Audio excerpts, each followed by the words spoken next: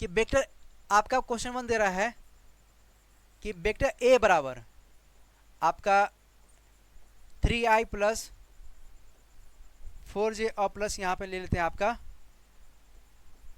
5k है, और आपका वेक्टर बी बराबर दिया है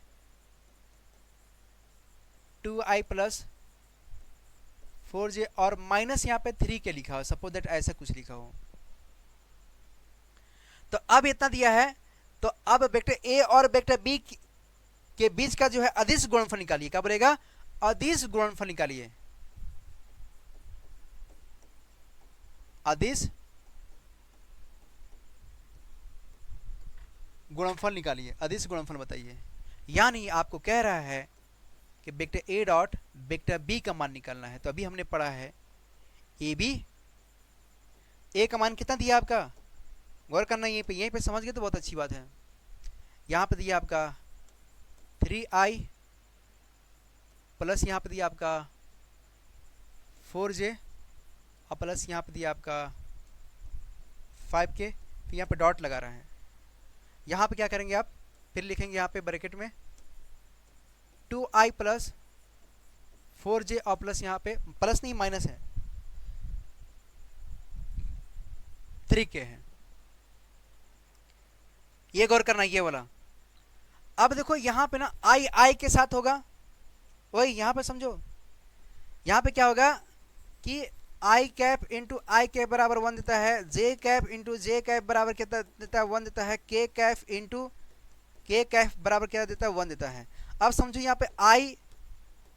पे आई डॉट अगर जे रहेगा या फिर जे डॉट यहाँ पे के रहेगा या फिर के डॉट यहाँ पे आई रहेगा, या ये दोनों अगर अपोजिट रहेगा तो उस केस में इन सभी का मान क्या आ जाएगा आपका 0 आ जाएगा। क्या आएगा? 0 आएगा।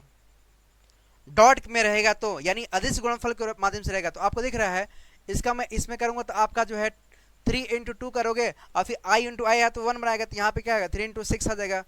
अब गौर करना, इसका इसमें करेंगे तो 0 देगा, इसका इसमें करेंगे तो 0 देगा, है ना, इस फॉर्म से। ठीक है। अब क्या करेंगे, जे के साथ जाएगा, यहाँ पे हो जाएगा आपका 16 हो जाएगा। अब ये इसके साथ जाएगा, के साथ जाएगा, यानी यहाँ पे हो जाएगा आपका 15 हो जाएगा। तो आपको दिख रहा है यहाँ पे 16 और 6 को जब आप ऐड कर देंगे यहाँ पे क्या आएगा 22 आएगा।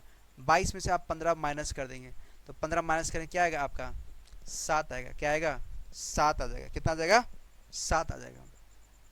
तो vector A dot vector B का मान कितना आ जाएगा यहाँ पे 7 आ जाएगा। कितना आ जाएगा? 7 आ जाएगा। इस तरह से आप इसको सॉल्व कर लेना, कोई दिक्कत यहाँ तक? तो इसमें आपका जो 7 आया है इसमें कहीं आपका एक्स वाई और जे कहीं दिखने को मिल रहा है, यानी आई और जे और के फॉर्म में मिल रहा है? नहीं मिल रहा है।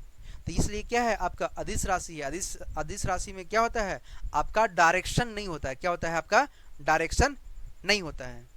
कोई दिक्कत यहाँ तक?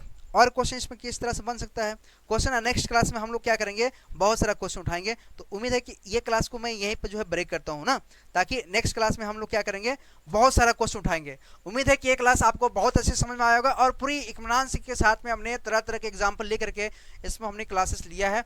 और ये क्लास आपके लिए इंपॉर्टेंट हो सकता है, क्योंकि अगर आपने पढ़ाई अगर 11th में नहीं किया है, 12th में नहीं किया है, और डायरेक्ट अगर आप आर्ट्स या कॉमर्स अगर ले लिए हो, तो ये टॉपिक आपके लिए बहुत इंटरेस्टेड होगा। हमने पूरी बेसिक से बताने की भरपूर कोशिश किया।